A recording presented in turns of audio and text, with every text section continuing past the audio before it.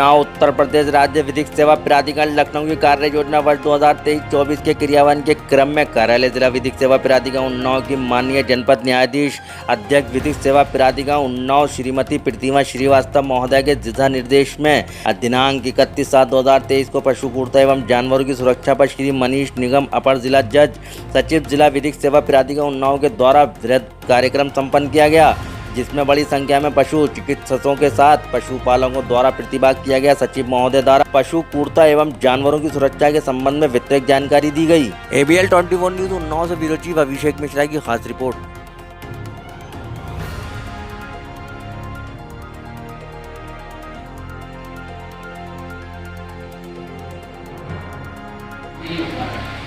आप अगर प्राधिकरण के पास आते हैं तो हम संबंधित प्राधिकारियों को आपकी तरफ से प्रयास करते हैं कि वह आपका जो भी निकलता है वो समाप्त हो, जिससे आप सामान्य अपना जीवन जी सकें। दोबारा फिर से यही कहूँगा, मेरे यहाँ सारी सुविधाएं आपको निःशुल्क प्रदान की जाती और ज़्यादा जो हमारा सबसे ज़्यादा जो जोर रहता है वो सुलह समझौते के आधार पर मुकदमे को खत्म करने का है। कई बार नासमझी में आपस में लड़ाई झगड़ा हो जाता है, एक दूसरे पक्ष में मारपीट भी हो जाती है। मारपीट होने के बाद 10 साल 20 साल दुश्मनी चलती है। उस दुश्मनी से किसी का कोई फायदा नहीं होता है, न परिवार का होता है, न गांव का होता है, न समाज का होता है। तो जब आप हमारे पास बैठते हैं तो हम आप लोगों को कई तरह के उदाहरण और कई तरह की चीज़ों को समझाते हैं। हमारे यहाँ कई ऐसे सुलह समझौता कराने वाले लोग भी हैं बड़े, जो इन सब बातों को समझते हैं। और ज़्यादातर अगर हमारे पास 50 मुकदमे आते हैं तो हम उसमें से 30 से 40 मुकदमे तक सुलह समझौता से निपटा देते हैं। पत्नियां पति के साथ खुशी खुशी चली जाती हैं, भाई भाई आपस में एक और करके चले जाते हैं। अगर आपकी कोई समस्या नहीं भी है तो आप कभी प्राधिकरण में अवश्य आएँ और वहाँ देखें, जिससे आप सीखेंगे कि हम अपने विवादों का निपटारा खुद से कैसे कर सकते हैं। आज का जो विषय है पशु क्रूरता, देखने में तो लग रहा है कि कोई मतलब नहीं था, इतने लोगों को बुलाया गया बैठाया गया, पर पशु को हम लोग, आप सभी लोग जानते हो, पशु धन कहते हैं। पशु भी आपका, जैसे मकान है, आपका खेत है, जैसे पशु भी। अगर किसी की 2 भैंस हो और बाढ़ आ जाए, उसमें बह जाए, तो उसकी रोजी रोटी खत्म हो जाए। तो पशु एक धन की तरह होता है।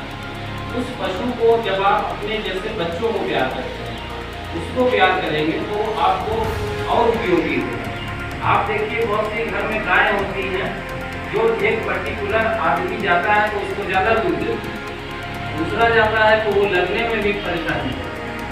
तो इसका सीधा सीधा ये मतलब निकलता है कि अगर आप पशुओं को प्यार से रखेंगे तो वो आपको ज़्यादा से ज़्यादा आपकी जीविका में सहयोग करेंगे, ज़्यादा से ज़्यादा आपको उससे आय अर्जित होगी। इसके अलावा दूसरी तरह के पशु होते हैं जो आवारा पशु हैं। आवारा पशु भी कहीं दूसरे ग्रह से नहीं आते हैं, हमारे आपके ही समाज में कुछ कमियां हैं जिसकी वजह से वो आवारा हो जाते हैं। कई बार जैसे गायों में दूध देना बंद कर दिया तो उनको उनके मालिक छोड़ देते हैं। आजकल सरकार कई जगह पे गौशाला वगैरह बना रही है, तो आवारा ऐसे में छोड़ के गौशाला में दे रही है। कम से कम उन्हें भी, जब उन्होंने पूरे जीवन आपका पेट भरा है, तो वो भी जब तक किसी काम के नहीं रहते हैं तो पेट में ढूंढना पड़ता है।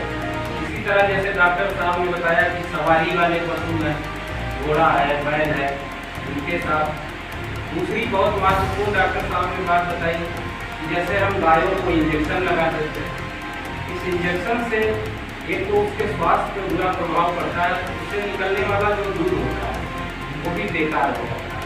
जो लोग फार्म हाउस करते हैं, मुर्गी फार्म वगैरह खोलते हैं, वहाँ पे वो एंटीबायोटिक खिला देते हैं, ज़्यादा से ज़्यादा अंडा होते हैं। तो ये भी नहीं करना चाहिए, जहाँ तक हो सके प्राकृतिक तरीके से उसको करना चाहिए। तीसरी कैटेगरी आती है जंगली पशु।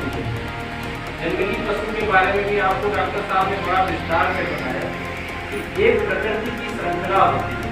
उस श्रृंखला में चींटी से लेकर के ABL 24 न्यूज, सच दिखेगा। ABL 24 न्यूज को सब्सक्राइब करें, ताज़ा खबरों के लिए बेल आइकन को दबाएं।